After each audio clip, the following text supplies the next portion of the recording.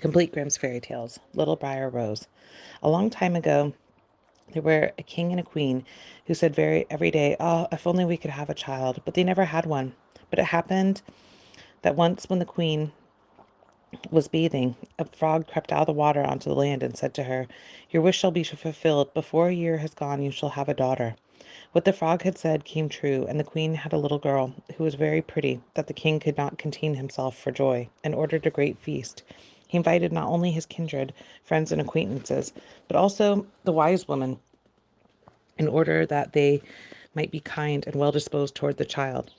There were 13 of them in the kingdom, but he had only 12 golden plates for them to eat off of, and one of them they had to left at home. The feast was held with all manner of splendor. And when it came to end, the wise women bestowed magic gifts upon the baby. One gave virtue, another beauty, the third riches, and so on, with everything in the world one can wish for. When 11 of them had given their promises, suddenly the 13th came in. She wished to avenge herself for not having been invited, and without greeting or even looking at anyone, she cried in a loud voice, "The king's daughter shall on the 15th birthday prick herself in a spindle of a spinning wheel and fall down dead." And without saying a word more, she turned around and left the room. They were all shocked, but the 12th, who was good wish, was still remained unspoken, came forward and said she could not undo the evil sentence, but could only soften it, and said, "It shall not be death, but a deep sleep of 100 years, into which the princess shall fall." The king, who would fain keep his dear child from such a misfortune, gave orders that every spindle in the whole kingdom should be burnt.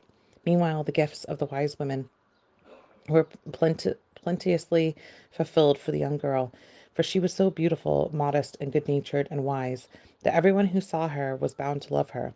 And it happened on the very day that when she was 15 years old, the king and the queen were not at home, and the maiden was left in the palace quite alone. And so she went round into all sorts of places, looking into rooms and bedchambers just as she liked, and at last she came to an old tower, and she climbed up the narrow, winding staircase and reached a little door. A rusty key was in the lock, and when she turned it, the door sprang open, and there was a little room, and sat an old woman with a spindle, busily spinning her flax. "Good day, old mother," said the king's daughter. "What are you doing there?" "I am spinning," said the old woman, and nodded her head. "What sort of thing is that rattles around so merrily?" said the girl, and she took the spindle and wanted to spin too. But scarcely had she touched the spindle when the magic decree was fulfilled, and she pricked her finger with it. It was at that very moment she felt the prick she fell down upon the bed that stood there, and lay deep in sleep. And this sleep extended to the whole palace, and the king and the queen, who had just got home, entered the great hall and began to go to sleep, and the whole court with them. Horses, too, went to sleep in the stable, dogs in the yard, pigeons on the roof, flies on the wall. Even the fire that was flaming in the hearth became quiet and slept. The roast meat left off frizzling, and the cook, who just began to pull the hair of a scullery boy because he had forgotten something, let him go and went to sleep. And the wind fell, and the trees before the castle, not a leaf moved again. But round about the castle there began to grow a hedge of thorns, which every year became higher, and at last grew up close around the castle all over it, so there was nothing to be seen, not even the flag upon the roof. But the story of the beautiful sleeping Briar Rose, for so the princess was named, went about the country, so that from time to time king's sons came and tried to get through the thorny hedge into the castle.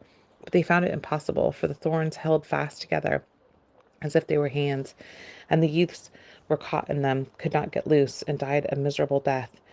After long, long years, a king's son came again to that country, and he heard of an old man talking about the thorn hedge, and that the castle was said to be stand behind a wonderfully beautiful princess called Briar Rose, had been asleep for 100 years, and that the king, queen, and the whole court were asleep likewise. He had heard, too, from his grandfather that many kings' sons had already come and tried to get through the thorny hedge, but they remained sticking fast in, and died a pitiful death.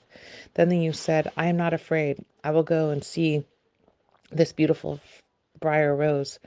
And the good old man might dissuade him as he would not listen to his words.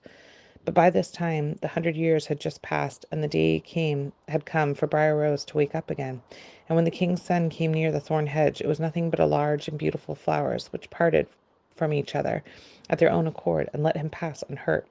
Then they closed again behind him like a hedge, And in the castle yard he saw horses and spotted the hounds lying asleep, and the roof sat pigeons with their heads under their wings.